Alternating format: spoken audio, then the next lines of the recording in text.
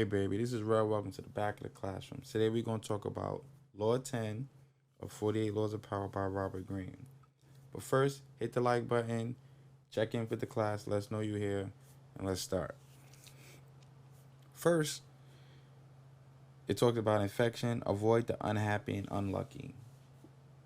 A few things come to mind when I started reading this. One of those was a drowning person can only pull you down. There's no benefit to there's no personal benefit to you to helping someone who's drowning. You just have to acknowledge you're putting yourself at risk. And if you ever tried to help somebody who was drowning, you understand the struggle of that.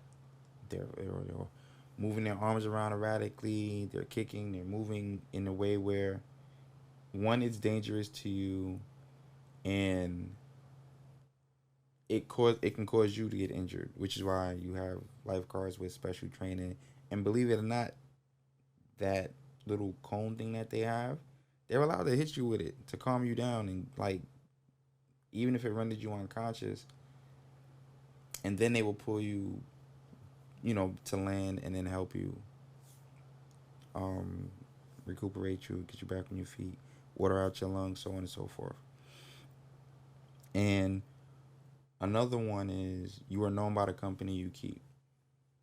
So that's a form of infection because the most, you could be a well groomed person, you can have the best manners, and let's say the welcoming committee is the loud bunch, and you're quiet and you're listening and seeing what's being told, and you're getting all the information you can get from that select group of people, but all people from the outside see is you're hanging out with them. So, you probably part of the loud bunch too. Now you're considered one of them, and then people who don't associate with them won't associate with you because the perception has already been established. You're part of the loud bunch, right? So that's something you have to pay attention to, right? You have to be able to identify these things immediately. So I personally like to people watch. I pay attention to people. I see how they move, they talk, they laugh, they associate with people, how they, the mannerisms they use, the language they speak, whether they speak clearly and efficiently or they using some broken form of English, whereas Ebonics or slang, too much of it. It helps you identify the group and how they fit into certain places. And when you want to be looked at as a certain way, you tend to look to the people who you can clearly see are getting results, right? Who's the people in the room going from one place to the next, handling business, getting the respect of the people in the room. Those things, undeniable. You see that. Even if you can work in a store, let's say, a supermarket. Plenty of people walk into a supermarket with a suit, but you can tell when the manager walks in, everybody stands up straight, and everybody walks in and they get the wave. How are you doing? Good afternoon. Good morning. And you see the respect that person gets. You can tell that person is of importance to them. And you can take that same energy and put that in any room. When people walk in and people who are already there greet the person who walks in, sign of respect. That's the person you want to look to. Whereas we all know when you walk into someone's home, that's the person who enters the room to greet everybody, acknowledge the people that are in the room. So those things you can pinpoint, you can identify, and then you can see who that person talks to. Even if you don't know the room, see who that person goes and talks to, because people of power will only want to associate and talk to other people of power because they're the ones who are going to make things happen versus talking to somebody who may or may not be listening with enough attention, who might not be able to complete the task that's being asked of them. So if you look at your boss walk in and he talks to his supervisors, then you want to associate with the supervisors, right? If the if you don't see the boss, but you see your supervisor, and your supervisor is telling the certain group of people what they need done, then associate with those group of people because those are the people that Your supervisors trust to get things done. But of course, consult with the supervisor. See, what it is you can do, how you can be of assistance. If you're not helpful, you're not a benefit to anyone. It doesn't, to me, in my opinion, I don't want to go anywhere and be part of something and be someone just occupying space. I need to be one of the main ingredients that makes something what it is. I need to be more helpful than helpless.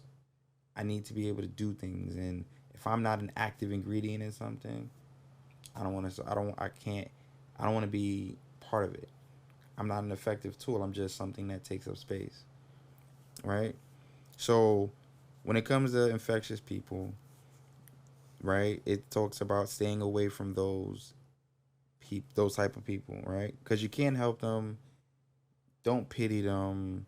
Don't pass them on to a friend because then you're still part of the problem because that friend will go, oh, but you sent this person to me. Why would you do that? Leave them alone. There is nothing you can do for those type of people.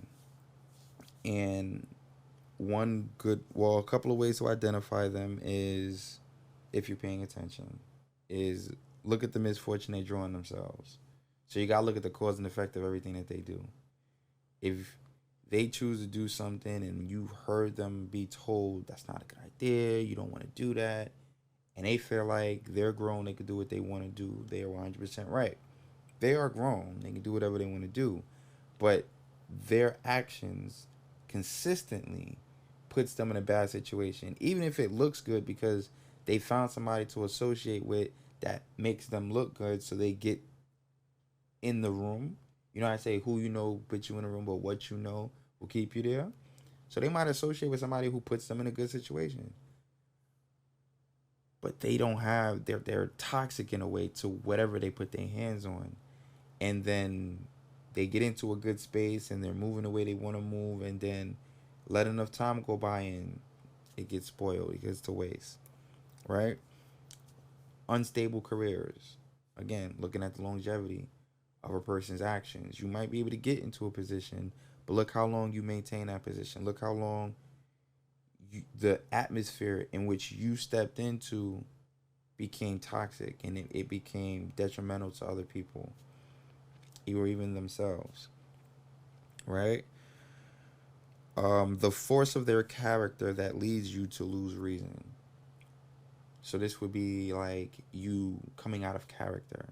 If you can go to a job and speak elegantly and properly, and then somebody just does something and it bothers you to the point where you set aside your positive energy, you set aside the way you conduct yourself in the workplace and your manners, and you choose to either go to their level or step out of character to speak in a way that's totally unprofessional, unfriendly, unkindly, that's what that's referring to. You just lose all reason.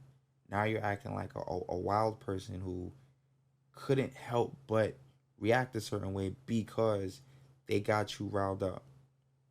Avoid them. Absolutely avoid them. Get them as far away from you as possible because there's nothing you can do for them. These are the choices they're choosing to make. The same way how everyone else can listen to reason and then make decisions based on the things that they want to do, they can choose to listen to voices of reason. Instead, they choose to only want to do the things they want to do because that's what they want to do, and they feel like they don't have to listen to anybody else. That's cool. Everyone's entitled to live their life the way they want to live it. But I also have the same respect, and I want the same respect given to me when I choose not to want to associate or be bothered with certain people. And this can be applied at work, at school, in your personal lives. It's people around you that look, dude, I can't help you with that. Maybe, I don't know, you're gonna have to figure that out because I gotta do this. In fact, I gotta go handle this, and over there. And then go do something positive and productive. Don't get caught up in other people's messes, right?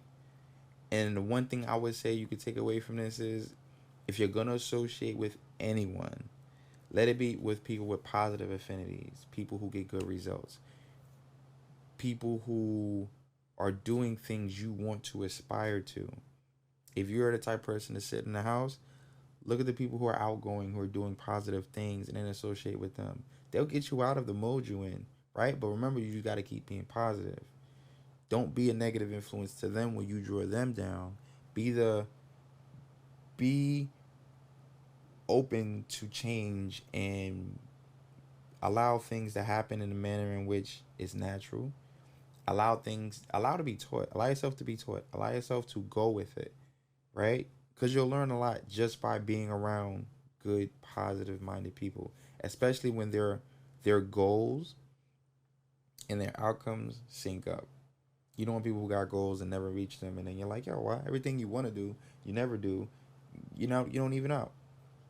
Find people who will set a goal, accomplish their goal, and you see their results time after time and time again, and it's consistent. And even if people make a mistake, you can't be afraid to fail. So take the initiative, learn something you don't know, become better at what you want to learn by associating with people who are already doing it. Right? If you're the smartest person in the room, you're in the wrong room. You gotta go to a different room. All right. So if you made it this far on the podcast, thank you. I appreciate you. Check out Rel's Locker. Everything there helps the podcast grow.